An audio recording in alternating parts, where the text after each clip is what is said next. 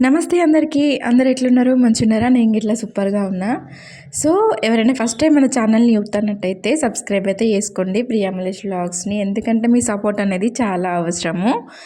మీరు చేసే ఒక లైక్ వల్ల నా వీడియో ఇంకొకరికి వెళ్ళడానికైతే ఛాన్స్ ఉంటది. సో, సబ్స్క్రైబ్ చేసుకోండి.